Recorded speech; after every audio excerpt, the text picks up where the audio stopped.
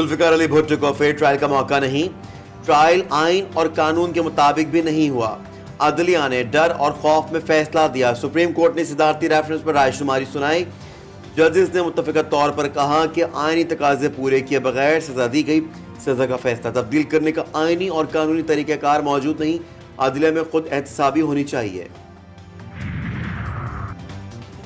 Supreme court में अदालती राय सुनकर बिलावल भुट्टो आपदीदा हो गए। मीडिया से गुफ्तगू में बिलावल भुट्टो ने सुप्रीम कोर्ट की भुट्टो रेफरेंस पर राय को तारीखी करार दिया। बोले 44 साल बाद तारीख दुरुस्त होने जा रही है। सुप्रीम कोर्ट ने माना है शहीद जुल्फिकार भुट्टो को फेयर ट्रायल नहीं मिला। उम्मीद है अब मुल्की निज़ाम दुरुस्त समत में चलेगा।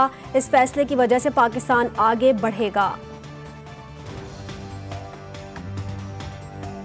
अदालत ने ये बात माना है कि कायदे अवाम को फेयर ट्रायल नहीं मिला और अपने इब्तदाई कलमात में जुडिशरी ने ये वाज़ेह कहा कि हमें अपने माजी के गलतियों को दुरुस्त करने के लिए ये फ़ैसला सुना रहे हैं। पूरे 9 तारीख में सुप्रीम कोर्ट ने बैठ के ये दलेराना अंदाज से कहा है कि हम ये तस्लीम करते हैं कि उसके साथ जिस कार्रवाई में जिसके जरिए उसको उसका फैसला हुआ वो नाकस था और ये बहुत बड़ी फतह है।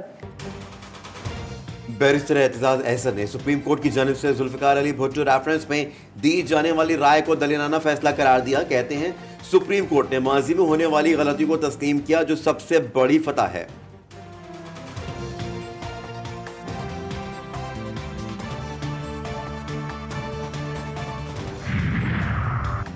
सुप्रीम कोर्ट की राय पर वज़ीर-ए-आज़म की पीपल्स पार्टी कायदीन को मुबारकबाद। शहबाज शरीफ ने कहा कि संगीन गलती के एतराफ़ से नई रिवायत कायम हुई।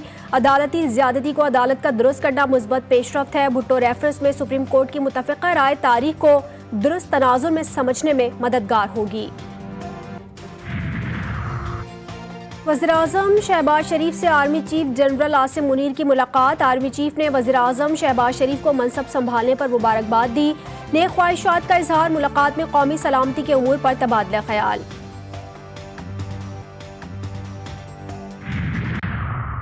सदारती इंतखाब में आसिफ अली जरदारी को वोट दिया जाए या नहीं, फैसला आज होगा। MQM पाकिस्तान की राब्ता कमेटी की बैठक आज फिर लगेगी। सिंध असम्बली में अपोजिशन लीडर और पार्लिमानी लीडर का नाम भी फाइनल किए जाने का इम्कान।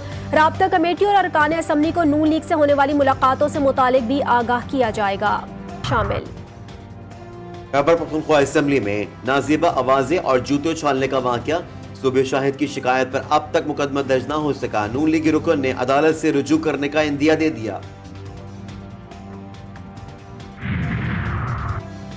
2024 के इंतखाबात में सबसे कम मुनसिफाना स्कोर रिकॉर्ड। सियासी जबर और निगरान हुकूमत की गैर जानिबदारी का फुकदान देखा गया। रिपोर्ट जारी कर दी गई। कहा गया नताइज के ऐलान में ताखीर और फॉर्म 45 और फॉर्म 47 में फ़र्क के इल्ज़ामात ने भी इलेक्शन की साख पर खदशात बढ़ाए। सुन्नी इत्तेहाद कौंसिल को मखसूस नशस्तों की अलॉटमेंट बड़ा तनाज़ा बनी रही।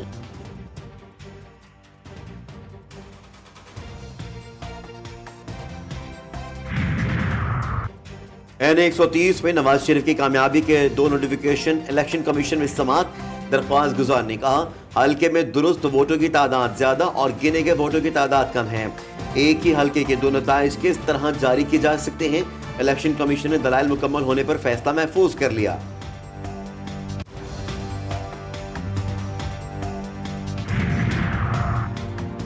फॉर्म 45 और 47 अपलोड न करने के खिलाफ समात। इस्लामाबाद हाई कोर्ट ने इलेक्शन कमीशन को नोटिस जारी कर दिया। आइंदा हफ्ते तक जवाब तलब।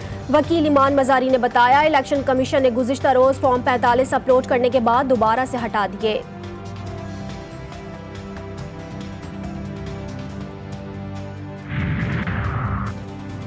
हसन और हुसैन नवाज की 12 मार्च को वतन वापसी का फैसला। इस्लामाबाद के एहतसाब अदालत में एवनफील्ड रेफरेंस में दायमी वारंट गिरफ्तारी मुअत्तल करने की दरख्वास्त दायर कर दी गई।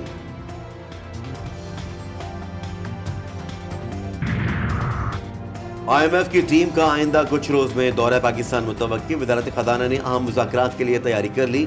$3 अरब के स्टैंड बाय एग्रीमेंट के दूसरे जायजे के हवाले से मुज़ाकरात होंगे।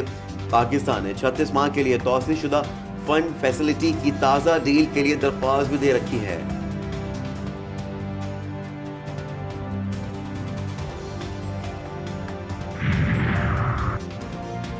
रमजान में आवाम को अब कतारों में खड़ा नहीं होना पड़ेगा। 3.25 करोड़ अफराद को रमजान निगहबान पैकेज मिलेगा। वज़ीर आला पंजाब मरियम नवाज की प्रेस कॉन्फ्रेंस, बोली पंजाब भर में सस्ते रमजान बाजार भी लगाए जाएंगे। खबरदार किया, आवाम के मुंह से निवाला छीना गया तो वो बहुत सख्ती से पेश आएंगी। कराची में लाकानूनियत का राज, कोरंगी में डकैती मज़ाहमत पर तालिब इल्म का कत्ल, मुकदमा वालिद की मुद्दईयत में दर्ज।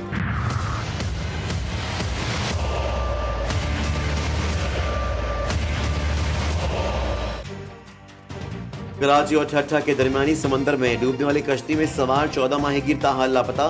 रेस्क्यू किए गए सिर्फ 32 माहीगीर घर पहुंचे, बाकी का अभी तक कोई पता नहीं। तर्जुमान coastal media center Ibrahim Haidari Kamal Shah की वजाहत, लापता अफराद के वोट से सख्त परेशान। सिहोनी फौज के गजा में फजाई हमले और गोलाबारी, रफा, दीर अलबलान, अल नसीरात कैंप और गजा सिटी में मकानात और रिहायशी इमारतों पर बम बरसा दिए गए। सिहोनी हमलों में मजीद 33 अफराद शहीद, दर्जनों जख्मी। शोहदा की मजमूई तादाद 30,600 से तजावुज कर गई। झड़पों में 4 इसराइली फौज भी हलाक। इसराइल ने 14 इमदादी ट्रक शिमाली गजा में दाखिल होने से रोक दिए।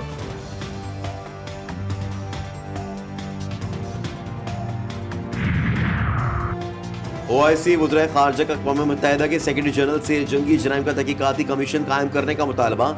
इजलास में गजा में फौरी और गैर मशरूत जंगबंदी की ज़रूरत पर जोर। शुरा ने कहा कि इसराइल को हथियारों की फराहमी और तमाम गैर कानूनी इक़दामात रोके जाएं। रोजनामा नवाए मिल्लत ग्रुप ऑफ न्यूज़पेपर लाया अपने चाहने वालों के लिए मिल्लत न्यूज़ HD। मुल्क पाकिस्तान से हमें bureau chief, deputy bureau chief, खुसूसी नुमाइंदगान, रिपोर्टर्स दरकार हैं।